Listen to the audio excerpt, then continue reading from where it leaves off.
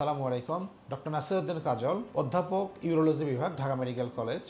এখন কথা বলবো কিডনির ক্যান্সার সম্পর্কিত। কিডনি ক্যান্সার এমন একটা রোগ যেটা খুব কম হয় তা না, হয় প্রচুর রোগীরই হয়। আমরা যেহেতু ইউরোলজি প্র্যাকটিস করি, আমরা প্রচুর রোগী পাই কিডনির ক্যান্সারের। এটা কোন বয়সে হয়? যে কোনো বয়সেই হতে পারে। সাধারণত 60 থেকে 70 বা 75 বছর বয়সে বেশি হয়, তবে একদম ছোট বাচ্চাদের হয় না তা বলবো না, ছোট বাচ্চাদেরও হয়। এটা জন্মের পর থেকে সাধারণত 3 বছর বা 4 বছর পর্যন্ত এই ক্যান্সারটাও হতে পারে। দুটোই কিডনি ক্যান্সার, নামটা একটু ভিন্ন, কিন্তু বুঝতে হবে যে দুটোই কিডনি ক্যান্সার, দুটোই মরণঘাতী একটা রোগ, যার একটা প্রপার এবং কমপ্লিট চিকিৎসা দরকার। এই রোগটা পুরুষ মহিলা যে কারোই হতে পারে, তবে পুরুষদের একটু বেশি হয় মহিলার তুলনায়। বয়সটা আমরা বললাম কোন বয়সে বেশি হয়, কি পরিমাণ ক্যান্সার হয় আমাদের দেশে আসলে বলাটা মুশকিল কি পরিমাণ হয়। তবে সে বিদেশি যে সমস্ত ডেটা আমরা দেখি, আমেরিকাতে বছরে প্রায় 25,000-এর বেশি কিডনি ক্যান্সার রোগী ধরা পড়ে। সো এই হিউজ পরিমাণ রোগীর প্রপার একটা চিকিৎসা দরকার। যেদিকে কিডনি ক্যান্সার হয়েছে সেদিকে তার ব্যথা থাকবে, এবং ওইখানে যদি কিডনি ক্যান্সার অ্যাডভান্স অবস্থায় ধরা পড়ে তাহলে ওখানে একটা তার গোটা বা চাকা মনে হবে। সো কমন উপসর্গগুলো হচ্ছে প্রস্রাবের সাথে রক্ত যাওয়া, ব্যথা, এবং ওখানে একটা চাকা বা গোটা। এছাড়াও রোগীদের আরও কিছু প্রবলেম হবে, যেমন রোগীর জ্বর থাকতে পারে, তার কোমর ব্যথা থাকতে পারে, তার খাওয়ার অরুচি, শরীর দুর্বল, এবং তার স্বাস্থ্য দেখা যাবে অনেক ওজন কমে গেছে। এছাড়াও রোগী হাইপারটেনশন মানে প্রেশারের রোগ থাকতে পারে। এইগুলো সমস্যা বা উপসর্গ নিয়ে আমাদের কাছে আসলে তখন আমরা সন্দেহ করি যে তার কিডনি টিউমার বা ক্যান্সার জনিত কোনো রোগ হয়েছে কিনা।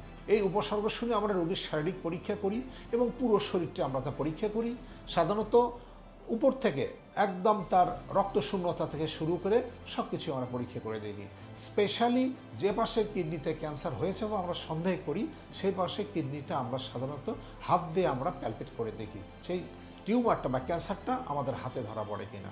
সবসময় হাতে ধরা পড়বে তা না, খুব ছোট অবস্থায় অংশ হাতে ধরা পড়ে না।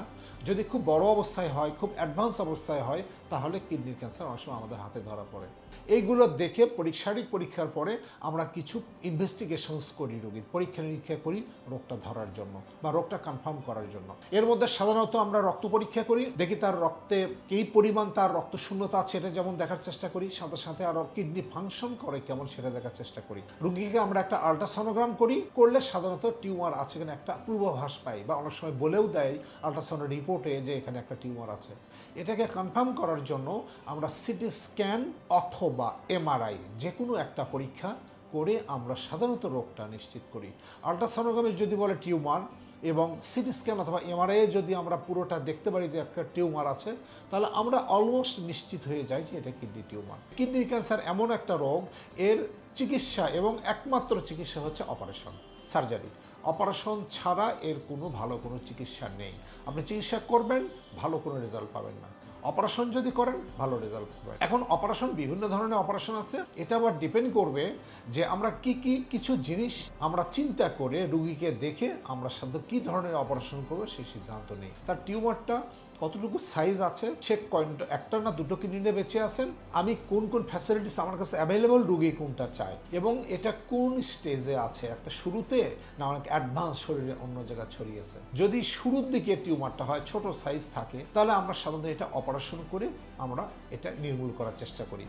যদি দেখা যায় টিউমার সাইজ খুবই ছোট এবং কিডনির উপরে বা নিচে যে কোনো একটা অংশে আছে, সেক্ষেত্রে অনেক সময় হয়তো বা পুরো কিডনি ফেলা লাগে না, ওই অংশটুকু একটু সুন্দর করে ওই চওড়া করে আমরা ফেলে দিই, যেন ওখানে আর কিডনির কোনো লক্ষণ না, ক্যান্সারের কোনো লক্ষণ না থাকে।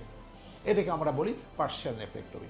আর যদি টিউমারটা বড় হয়, কিডনির মধ্যে থাকে এবং কিডনির এমন একটা জায়গায় যে ওই অংশ শুধু ফেলা যায় না, সেই ক্ষেত্রে তার যদি অন্য কিডনি ভালো থাকে এবং ভালো কাজ করে, তাহলে এই পাশে কিডনিটা অনেক সময় আমরা ফেলে দিই। কারণ একটা কথা মনে রাখতে হবে যে আমি কিডনি ফেলবো না, কিডনি রাখতে গিয়ে আপনার জীবনটাই নষ্ট করে ফেলবেন, জীবনটা চলে যাবে।